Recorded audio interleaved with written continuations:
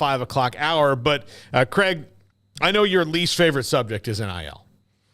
It's a weird thing to talk about, yeah.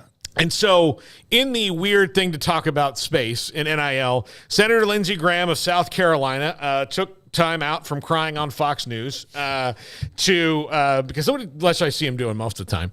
But he has drafted some legislation called College Sports NIL Clearinghouse Act of 2023, and it is making its way through some of the higher-ups in the NCAA, and it sounds like almost exactly what they want, and who knows if it gets passed, but as the bill states, it shall carry out enforcement for actions for any violations of this act, including levying fines, imposing penalties, including suspension or a permanent ban of an individual or entity from participating in varsity intercollegiate sports competition for a period determined by the clearinghouse, and a bunch of legal jargon.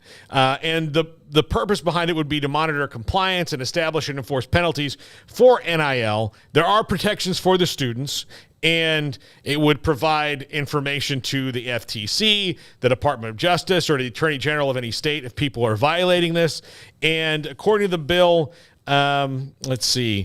civil suits could be brought by the Attorney General against athletes or third parties. And there's a lot of other stuff in here, but basically it almost sounds like the guardrails that Charlie Baker would have asked for specifically in this. Now, if it gets passed or not, I don't know, but there is the framework for the bill being passed around now among college football and college sports power brokers and people to see, where this goes and what, probably some expert commentary on it.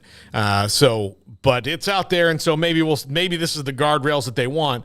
I don't know if this will work or if this is enforceable or what ways around it are, if there are any, but we'll see if it gets passed. So Congress is doing something on it. Whether it happens, we'll see. Yeah, I don't know too much about the political side of things and how all that works. I guess it's better than nothing, which is a lot of what's happened most recently is a whole lot of nothing, just a lot of talk and prayers. And, hopefully somebody does something about this, and hopefully we get some help, and hopefully so there's been a lot of that. So this is actually, I guess a move forward in some ways, but an entity outside of the NCAA is very, interesting. I feel like just a quick glance, I already saw multiple pushbacks of why this would not be, a good thing.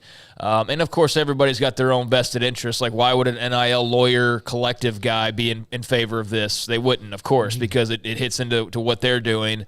So, that's why I already see some pushing back. And maybe that pushback's not from those types.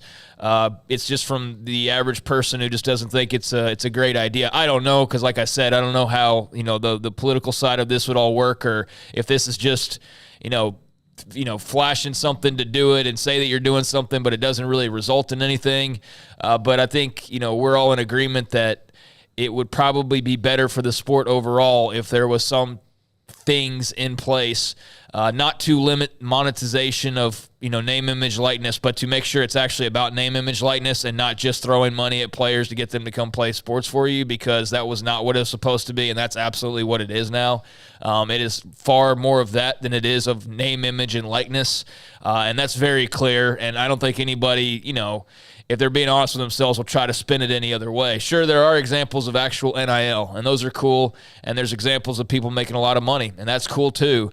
But if you're going by what the rule is supposed to be, then it's not exactly what it's supposed to be. And we can all agree on that. Whether you think that's right or wrong, you think that, hey, the rules shouldn't even apply, like let them make money, however, whenever, whoever, that's fine. But I think we can all agree, no matter where we stand, that, yeah, this isn't most of the time the real NIL that they were talking about. So those are things that you could kind of improve on, or there's some areas that you can improve on in that regard. But I don't know if this will solve that.